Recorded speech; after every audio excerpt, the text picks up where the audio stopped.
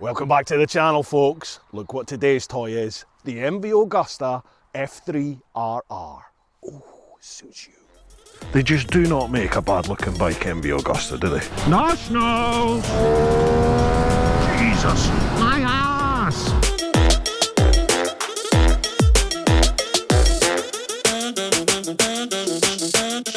Alright then folks, we're here, Crazy Horse, Bury St Edmunds, because we're taking this out. This is the 2022 MV Agusta F3 RR. What a weapon this thing looks. Look at it. They just do not make a bad looking bike, MV Agusta, do they? Now, dedicated. I think that's probably going to be the best adjective. Adjective, is that the right one? It's going to be the best term for this bike. It's going to be a dedicated, focused ride.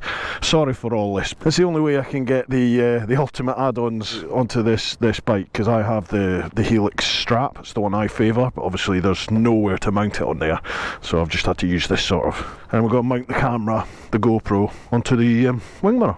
But anyway, got about 100-mile route today, using Kalimoto, random tour. Jumping on it, it's quite high. It's 830mm seat height. Let me turn this one on.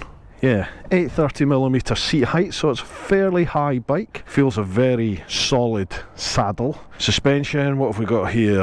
I think it's Sachs rear shock we've got. Let me double check and make sure. I've got all the blurb here. So it's Marzocchi front forks, Sachs rear suspensions, got Brembo brakes. We're looking at 173 kilogram weight, 16.5 litre fuel tank, single-sided aluminium alloy swing arm. If you want to know some figures, 0 to 60, 2.97 seconds, 0 to 200 kilometers, which I think is about 100 mile an hour, 8.4 seconds. Is that right? Can that be right? Must be more than 100 mile an hour. And it's Euro 5. What are we looking at power figure wise? Well, this thing has 147 HP at 13,000 RPM. This is a very high revving engine. In fact, it'll give you 155 HP at 13,250 RPM. So you're going to have to spank the nuts out this engine to get that kind of performance out of it. Engine wise, it's the, what do they call it, the TeapotOne triple engine.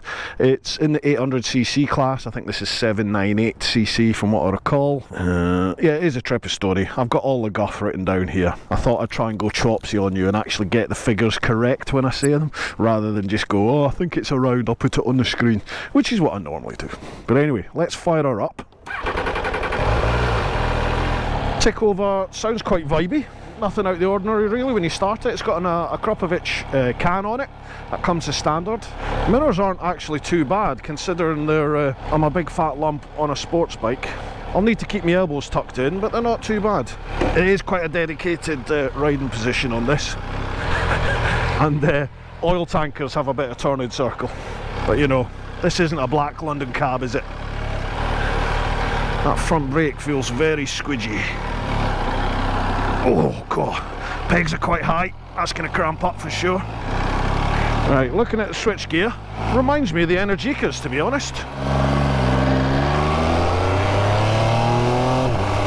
Oh, very smooth. Oh, stink of weed. The ride actually feels pretty nice. It's firm suspension, no getting away from that. I'll take this one right on. Now bearing in mind we're in low speeds here, we're just literally coming out of the town, so it's still 40s and 30s. Quick shifter and blipper's alright, it's already smoother than the tractor, but you'd expect that, wouldn't you? We'll get the revs up though and see what it's going to be like. I'll tell you what, those mirrors are actually pretty damn useless. Let me try and move this one around. Yeah, can't really see anything. But I am 6'3", 20 stone. That's a bit better. Get us out these 30s. Now, riding position wise, pegs are quite high. It is a sports bike though, so you expect that. It's not unbearable though. You know, I don't feel like I'm a racehorse jockey where you've got your heels right up under your arse. It's not like that at all. It's not bad. You are perched up on the bike. It's not like the S1000 RR or like a Gixxer where you actually feel like you're sitting in the bike. You're definitely perched on the top. Bit more like an R6 or an R1, that type of thing. Nationals! Second gear.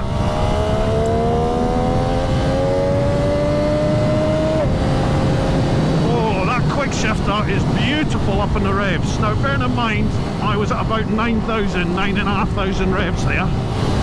Change back down to second. What are those brakes like? Have a look, mirrors. Yeah, there is a lot of give initially in those brakes. That front brake,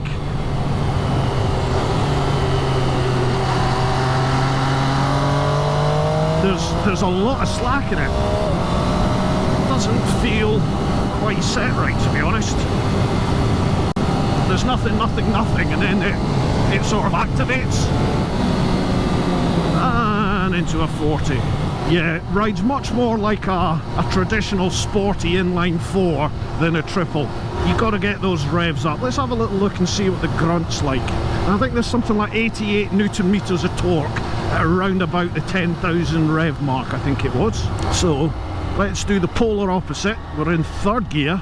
We're sat at 3,000 revs, just under 30. A little bit of pull, whack it into second, just for realistic overtaking and things at town speeds. So 30 mile an hour, second gear, it's about 4,000 revs. Do you know what? There still is enough usable power. My complaint with MV Augustas in the past was that there was just no usable power for the road. So like below 60, 70, 80 mile an hour and below like sort of 8,000 revs or something, there was just nothing. You almost felt like you could walk quicker than this thing would accelerate. Not quite, but you know what I mean. These modern ones, as in the last couple of years, Nationals! They really seem to have addressed that, and the engines are now really quite usable. So although the real power of this bike doesn't kick in till very high revs, certainly north of 10,000, there is some usable power there, which is more than enough. Let's just hold back here. Let's have a look.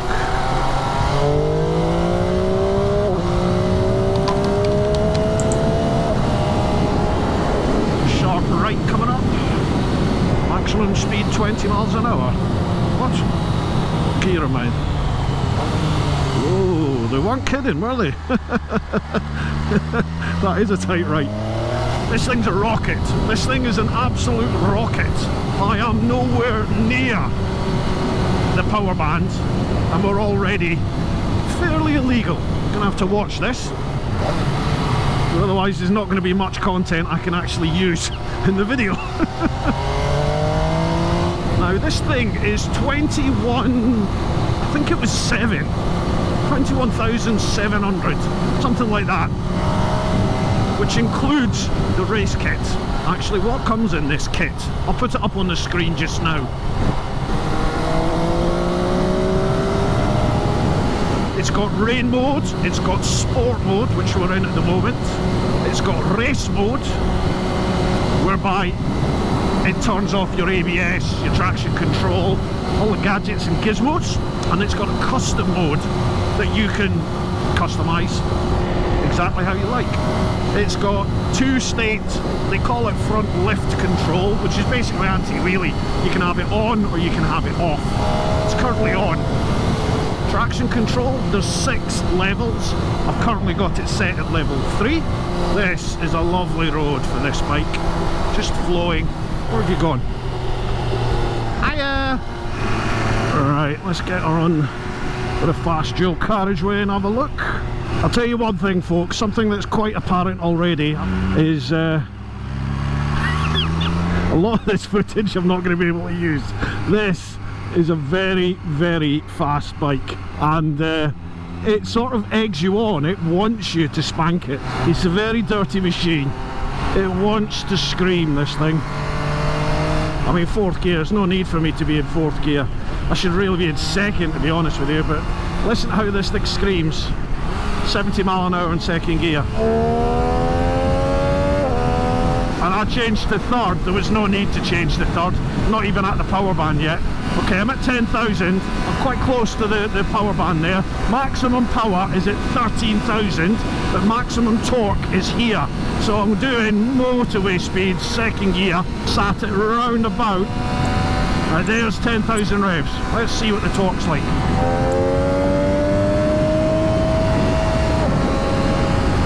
I'll tell you what, it hits 13,000, which is supposed to be maximum power, and then it's flat, it's dead. So that 10 to 13,000, I would say 9 to 13,000 to be honest with you, is where the fun is at. It's like proper inline 4, but this is a triple. But there we are, we're sat at motorway speeds and I can just hold it in third gear, no problem. It's quite hard to see behind you, which on a bike like this could see you in jail. Yeah, those brakes, even though they're Brembos, they take a little bit of time to kick in. There's quite a lot of play in the lever. Hopefully that'll just be something that can be... In fact, let me have a look. Ah, there is an adjuster. I'll maybe have a little adjust with that and see. Oh, someone's having toast. I can smell toast. So fourth, third, flipper's lovely and smooth. Brakes, nothing now, they're biting.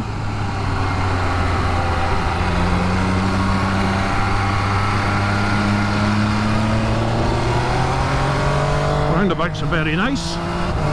This is, plainly, this is a track focused bike, this. It's a supermodel. Looks amazing, but it belongs on the catwalk. I mean, you can ride this on the road, for sure you can, but you're either going to get absolutely nowhere near its potential, or you're either going to jail or you're going to wrap yourself around a tree pretty quick. Oh, because that growl, it's just begging you, to open that throttle. Speaking of throttle, I have absolutely no idea how much fuel I've got in this. I don't think there's a fuel gauge. Why is there no fuel gauge?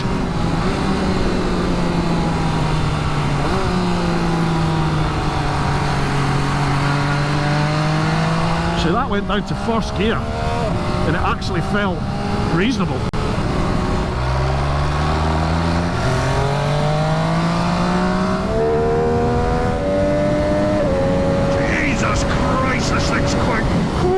Oh my god!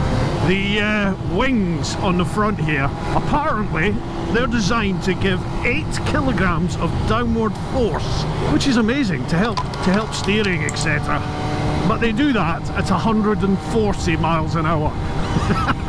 Go directly to jail. Just hand Crazy Horse your 21.5 grand and then take yourself straight to jail.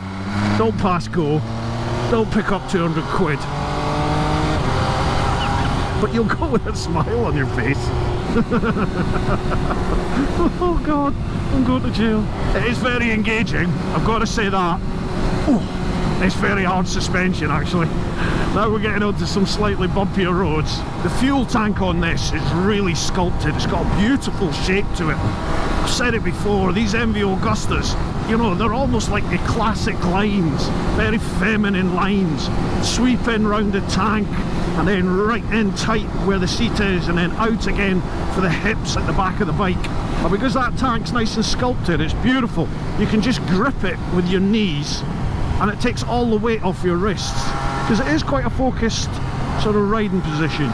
You are thrown over onto the handlebars. Still a bit of vibration coming up. I am noticing a little bit of numbness in my throttle hand in particular. Right, let me have a little look. Wind that in. Yeah, that's much better. Okay, that's all it was there's some adjusters there. That feels much better. This is probably a bit fun.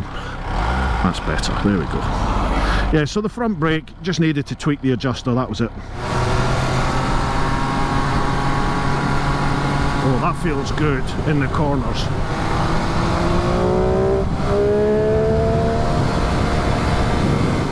Okay, so I was going to say it's pick it up, but I can't really pick it up too much, otherwise I won't be able to use any footage.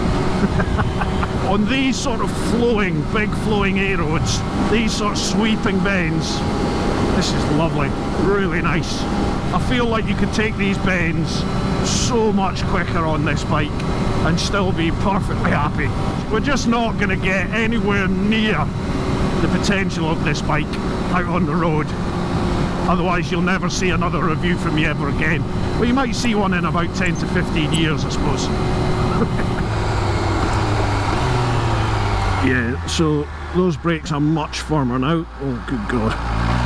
Right, well I did tell Callie to do no motorways, which should be the fastest route, because I didn't want to take this bike down roads like this. This is going to highlight exactly what I was saying about the suspension. You could probably hear it in my voice that it's particularly firm. Okay, so it's just doing a little cut through to another A road, that's all. Back onto something resembling a road.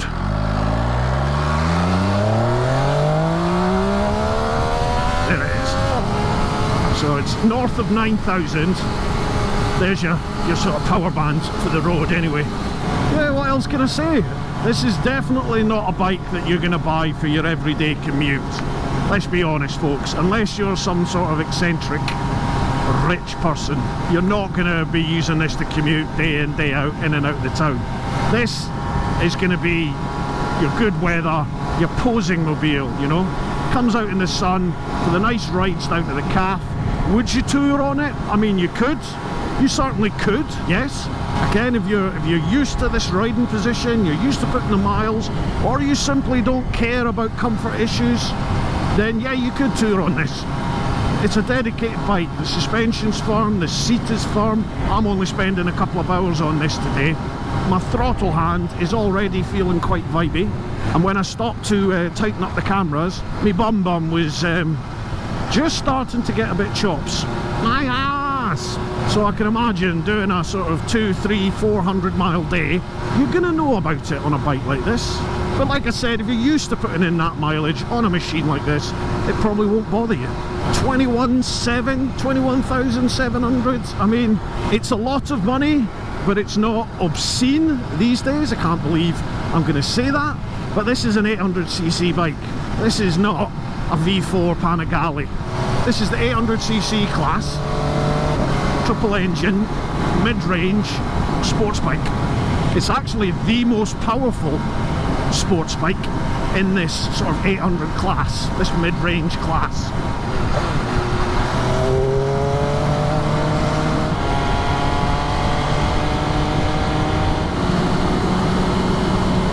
On these more open roads, and certainly on the big A roads, it is a nice place to be. You know, it handles lovely, but it's too harsh a ride to do the backcountry lanes. That's just not going to be fun, folks. It's very firm suspension.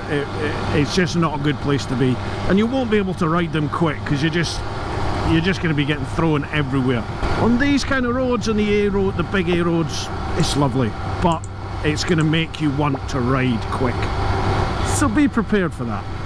If you want to check out any other MV Agusta review vids I've done, check out that playlist up there. Massive thanks to Crazy Horse and Boris and Edmonds for letting me take this beast out. Folks, keep doing your thing, keep looking after those that you love, get on out there whenever you can, but most importantly, live your life. Woo-ah! Right, this is not for YouTube.